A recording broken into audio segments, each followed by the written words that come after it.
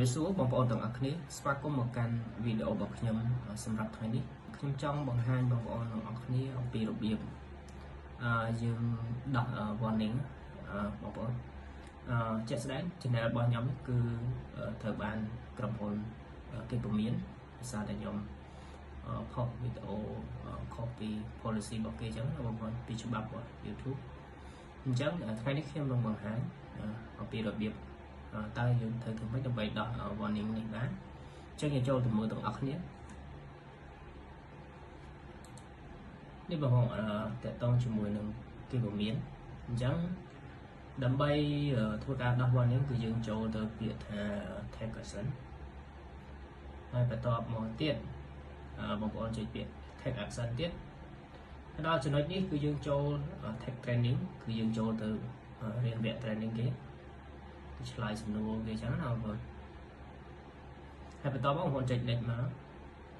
នេះដល់ហើយគឺសំណួរទី1គេសួរយើងបងប្អូនអាច copy ខ្ញុំ copy យកទៅផាសក្នុង Google Translate ព្រោះដោយសារតែខ្ញុំចេះអង់គ្លេសតិចតិចចឹងខ្ញុំមិនអាចប្រែបានទេអញ្ចឹងខ្ញុំ copy ទៅមក translate ទៅក្នុង Google តែម្ដងគឺយើងមើលឆាប់យល់ជាង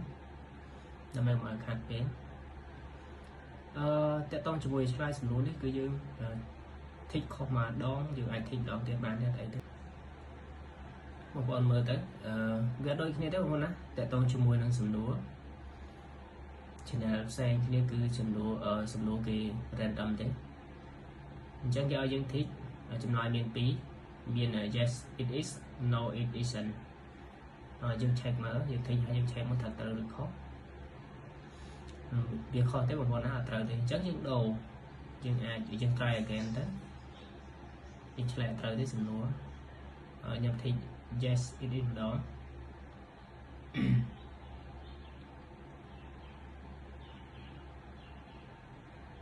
ខ្ញុំធីកខាងលើម្ដង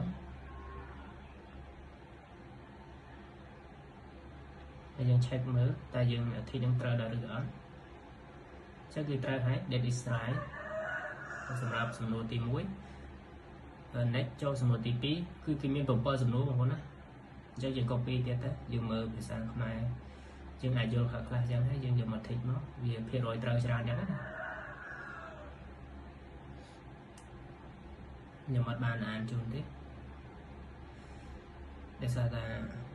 បើ channel បងប្អូនក៏សំណួរវាអាចផ្សេងគ្នាអញ្ចឹងណាសំណួរគេ random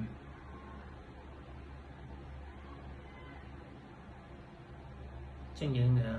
translate ចឹងទៅយើងអាចយល់ខ្លះនៅអ្វីដែលគេចង់និយាយចឹងទៅយើងអាចធីកភាគរយវាត្រូវច្រើនដែរចឹងណាអញ្ចឹងខ្ញុំចូលទៅឆ្លើយទៅធីកយកខាងលើហើយ check ចឹងត្រូវហើយយើង next ទៅសំណួរទី3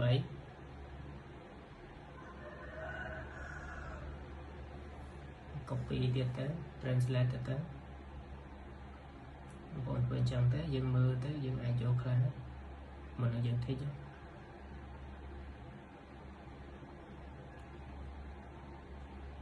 ខ្ញុំសុំមិនចាំបាច់បញ្យល់ទេយ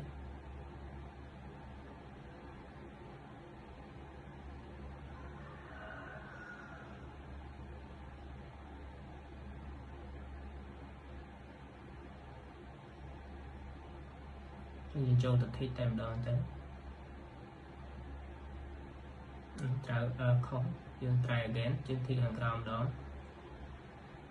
យើងអាចធ្វើនឹងបែបហ្នឹងបានណាបងប្អូនណាប៉ុន្តែយើងមិនចាំបាច់ឆ្លើយធីកលឿនពេកទេយើងទុករយៈពេលទៅឲ្យគេគិតថាយើងបានអានបានអីខ្លះចឹងណាត្រូវ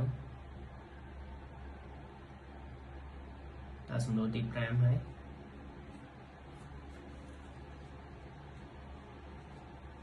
បងប្អូនធីកខុសបងប្អូនអាចដាក់ try again ចុច try again យើងធីកម្ដងទៀតត្រូវខ្ញុំអត់ចេះអង់គ្លេសដែរបងប្អូនខ្ញុំចេះតិចតិចទេនេះមាន3ជម្រើសចម្លើយរបស់គេយើងអាច copy មើលបន្តិចទៅ copy ផាសក្នុង Google មក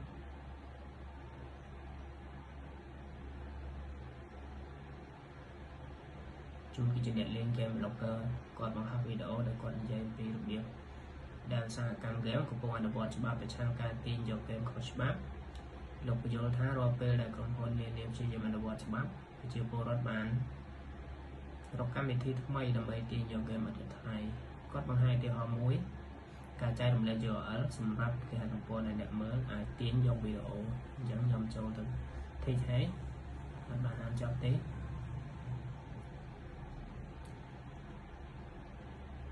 ពេលខ្លះtranslate ជាភាសាខ្មែរយើងអានយើងពិបាកយល់ដែរភាសាខ្មែរវាបង្ខំថាអានទៅដឹងតែយល់ណាអញ្ចឹងខុសហើយខ្ញុំ try again ខ្ញុំសាកល្បង Take កន្លែងផ្សេង Take កន្លែងកណ្ដាលនេះអញ្ចឹងខុសហើយអញ្ចឹងយើង Take ខាងលើគេមក that is correct ដល់សំណួរទី7ហើយសំណួរចុងក្រោយចឹងយើងមានតែសាររបស់ Take ទេ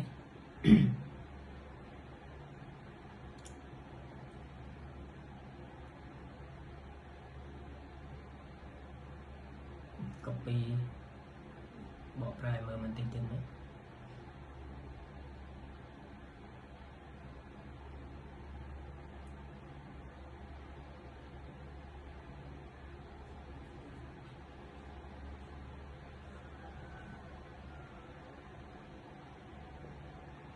បងប្អូនអាចធ្វើតាមដឹងទេគឺធ្វើដូចគ្នាទេឆ្នាំណាក៏ចង់ដែរបងប្អូនគឺយើងទៅចូលវគ្គ training មកគេ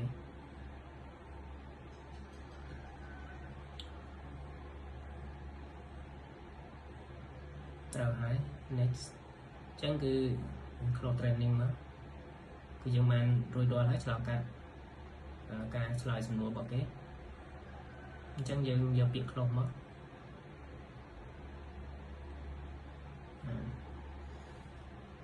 refresh មួយមើលតែវាមានបដូរ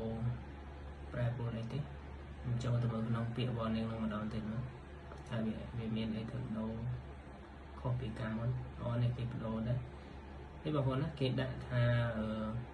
expire September ថ្ងៃទី2អញ្ចឹងគឺ September ខែ3ខែទៀតខែ9បងប្អូន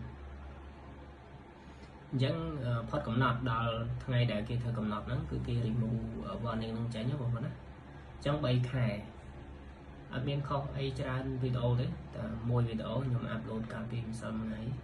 អាប់ឡូតទៅជាប់ warning ម្ដងអញ្ចឹងតើតើជាមួយនឹងវីដេអូសម្រាប់ការចូលទៅឆ្លើយសំណួរក៏ដូចជាដោះស្រាយបញ្ហា warning គឺមានតែប៉ុណ្ណឹងទេបងប្អូនណាអរគុណ